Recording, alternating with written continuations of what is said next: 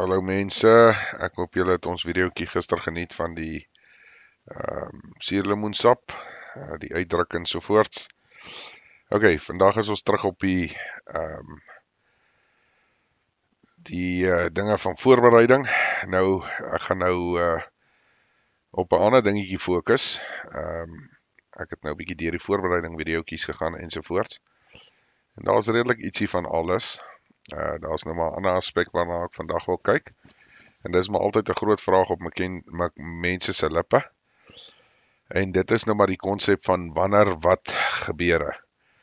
Nou nie een van ons kan sê wanneer die moeilikheid nou daar gaan wees nie. Maar ek wil tog 'n paar knelpunte wel bespreek. Jy weet soos wat die Bybel sal sê, 'n dwaas sien moeilikheid kom en doen niks daaromtrent nie. So ek wil vandag gou praat oor. Ek gaan begin by die eerste en daar gaan 'n hele paar stemnotas nou maar wees wat op hierdie verskillende aspekkies gaan fokus. Die eerste een waarna ek graag wil kyk en ek dink is maar die maklikste en die eenvoudigste een is kragnetwerk ineenstorting. Nou julle kan nou maar gaan kyk, self 'n bietjie navorsing gaan doen en gaan kyk. Ek dink dis die CDC of iemand in Amerika het 'n studie gedoen in Amerika. Wat sal gebeur as die kragnetwerk val in Amerika? En ek praat nou oor korreksie, maar ek dink is so 2 weke. Dan is dit totale anargie en binne 'n jaar se tyd is soiets soos 80% van Amerika uitgewis, wat mekaar uitwis. So dis nogal interessant as jy gaan kyk na die studie. Dis nogal uniek. My syfers mag dalk bietjie cockeyed wees, maar dis baie interessant. Julle kan dit maar gaan opsoek. Maar kom ons praat nou van ons situasie. Weereens is ons nou weer soort van uniek, omdat ons nou al load shedding het vir hoe lank, het die meeste mense 'n bietjie van jy weet iets om op terug te val as die krag wel af is. Of dit nou 'n generator is of mense wat sonkrag het of wat ook al. So weereens sit ons met 'n unieke situasie teenoor die res van die wêreld. Maar dit is nie een van daai goeters is nou ooit permanent in anyway nie. Ja, as jy nou sonkrag het en jy is heeltemal van die grid af, jy weet, dan is dit kan jou help, maar dit gaan jou ook 'n baie groot teiken maak. Dit is die realiteit daarvan. So ja, so kom ons praat gou oor wat sal gebeur in die oploop of die aanloop of die dag van die krag wat afgaan en dan vat ons dit van daar af. So as jy nou vat dag 1, glo ek jy sal hoor, mense sal oral berig en sê ja, die krag is hier af, die krag is daar af. Want die meeste selfoonnetwerke behoort nog aan die gang te wees vir daai kort rukkie. Jy weet, meeste van die torings en goeters het dan 'n bietjie agter backup batteries. Jy weet die groot plekke waar kom MTN en al daai goeters het dan 'n backup generation. So jy gaan 'n kort tydperk hê waar jy redelik inligting sal kan inwin van hoe groot is hierdie totale blackout. Maar dit gaan van korte duur wees. So as jy ergens vassit waar daar niks opvangs nie binne 'n kwessie van 2 tot 3 ure, kan jy dalk heeltemal uit die loop uit wees en jy gaan nie weet hoekom nie. En dis as die torings se batterye nie gesteel is nie, want dit is ook nou nogal 'n ding in vandag se tyd. So hou dit maar in gedagte, dit is nogal belangrik. Ok, so daar is die kragnetwerk nou in sy kanon in. 'n paar mense het nou soort van agtergekom, dit is die situasie. Die ouens het hopelik as so iets gebeur. Die ouens wat onttrek, glo ek sal daarom onttrek. Die ouens wat wil vas staan, sal hulle goedjies dan nou in plek kry. Ok, so dag 1, dis nou wat gebeur het. So jy sal nou probeer uitvind op die radio, wat gaan aan. Is dit nou net my area, of is dit die hele wêreld, of hele Suid-Afrika, of wat is die storie? En ek glo jy behoort nog 'n paar hier en daar nuusberigte te kry. En van daar af behoort dit al hoe minder te raak tot daar op die ou einde niks is nie. En ek dink dit is die grootste kwelpunt, of een van die grootste goed wat mense die meeste paniek gaan opjaag. Nou ja, so dan is dit nou, daar sit jy nou, daar's nou nie meer krag nie. Kom ons praat nou van die mense in geheel. So nou besluit die eerste spul, hoorie, maar nou die ouens in Spar en daai manne het nou ook nie krag nie, en die van hulle wat backup krag het, jy weet, daar's ook 'n termyn aan dit. En die meeste van daai plekke kan nie hardloop net op solar of net op kom ons sê generator nie. So dit is ook maar gelimiteer. Gewoonlik probeer hulle maar die yskaste aan die gang hou ensovoorts.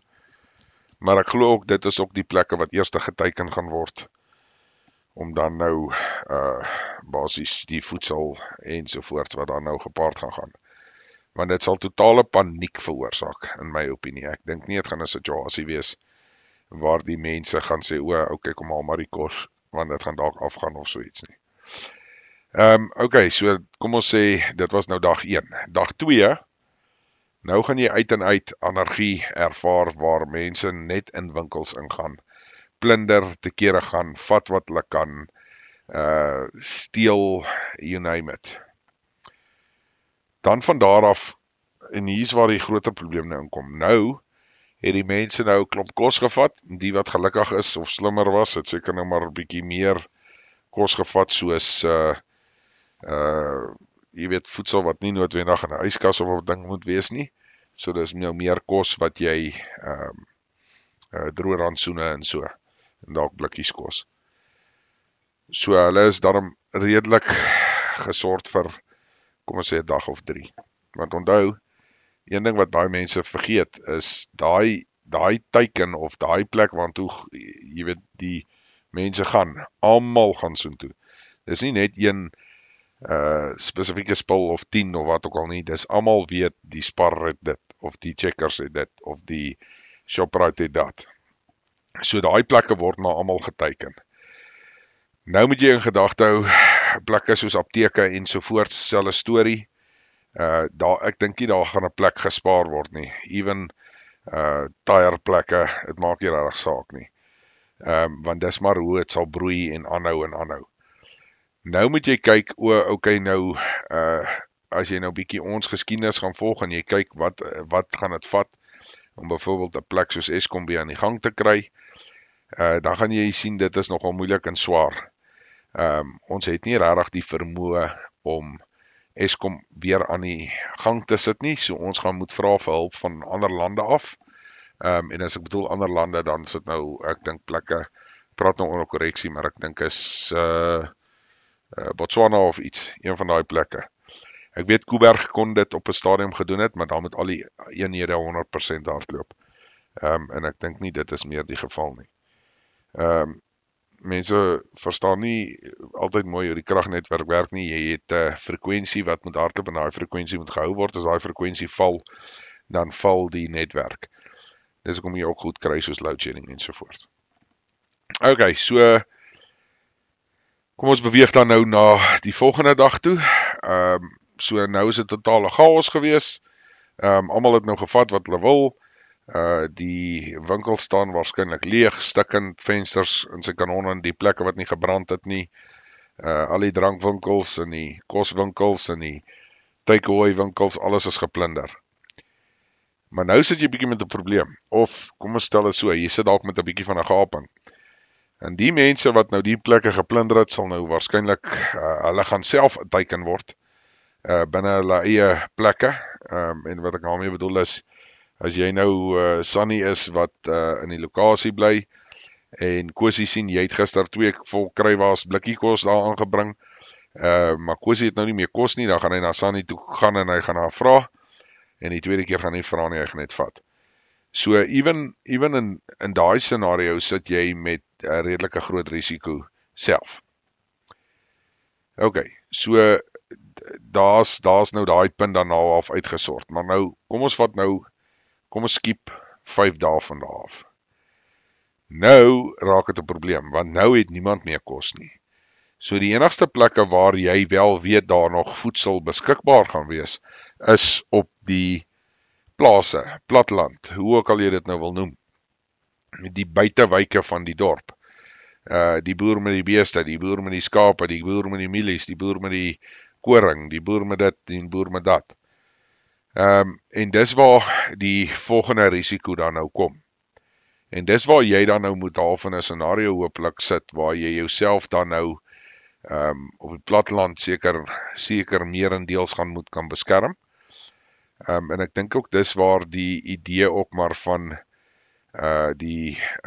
baie van die groepe vandaan kom, is daai groeperings waar jy dan nou op 'n plek groepeer, en jy het 'n area wat jy dan nou wel kan verdedig. En wat jy wel verdedig is maar kos en water. Dit klink vreeslik, maar dit is maar die realiteit. Maar nou is die beskerming anderste as wat baie mense dink.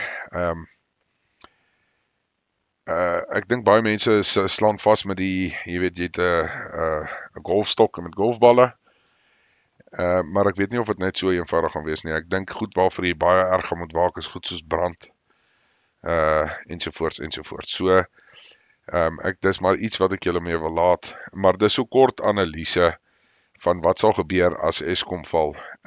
Ek gaan nou die volgende paar stemnootuitjies, gaan ek elke keer ietsie anders te vat, en dan net die idee vir julle skep, van hoe ek sien wat die goed sal gebeur. Onthou nou mense, dis maar my persoonlike opinie. Jy kan dalk jou eie opinie daaroor hê, asseblief, jy kan in die kommentare ook skryf as jy sou wou, of myself persoonlik ook kontak in verband met dit. Maar ja, dis maar hoe ek die verloop sien. Môre gaan ons oor 'n ander enetjie praat. Okay julle, bye.